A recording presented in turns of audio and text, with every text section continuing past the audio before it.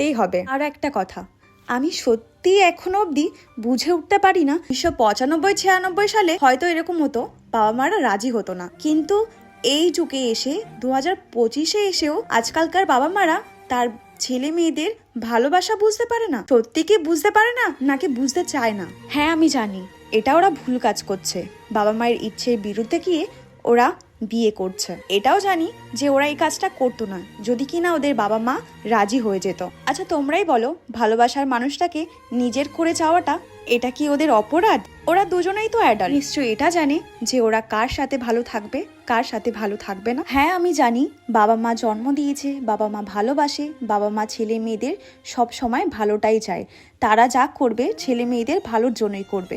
কিন্তু সব সময় কি সেটাই হয়? বাবা মা সব সময় সঠিক হয়? বাবা মায়ের কি ভুল হয় না কখনো?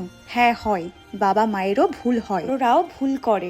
আজকে যদি এই মেয়েটাকে তার ইচ্ছের বিরুদ্ধে গিয়ে অন্য একটা ছেলের সঙ্গে বিয়ে দিত, তাদের দেখা একটা ছেলের সঙ্গে, সত্যি কি ও ভালো থাকতো? ভালো থাকতে পারতো না, কখনোই না।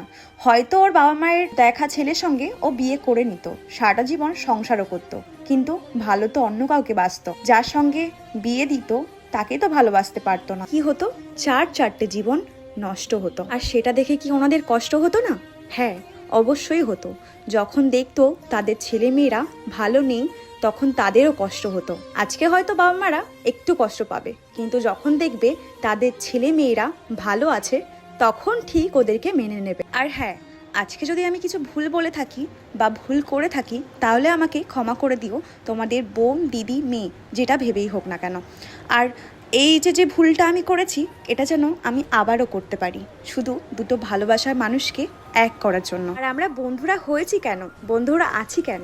যদি বন্ধুর বিপদের পাশে না থাকতে পারি। আজকে কিন্তু সবকটাতে থাকতে পারিনি, কারণ অনেকেই জানে না যে ও বিয়ে করছে, মানে কেউ দূরে আছে, কেউ জানে না, কাউকে জানাতে পারেনি, এরকম হয়েছে। এই দিকে দেখো, কথা বলতে বলতে আমি তো ভুলেই গেছি যে বিয়ের তো অর্ধেক হয়েই গেল। সব থেকে বড় কথা, এখানে কিন্তু কোনো মেয়ে ছিল না। মেয়ে বলতে আমি আর একটা দিদাই ছিলাম। এখানে বিয়ের সময় তো এও লাগে, যেহেতু কোনো মহিলা ছিল না, তো গাঁটছড়াটা আমাকেই বাধ্য হয়েছিল। তারপরে ভাবলাম যে দিদা তো আছে, আর দিদা তো এও, তো তারপর দিদাকে দিয়ে গাঁটছড়ার লাস্ট গিটটা দিয়েছিলাম। এই দিকে দেখো বন্ধুর কাণ্ড, বউকে একদম কোলেই তুলে নিল, কোলে তুলে 7 পাকটা পূর্ণ করলো। আর দেখো ওদের দুজনকে কতই না ভালো লাগছে একসঙ্গে।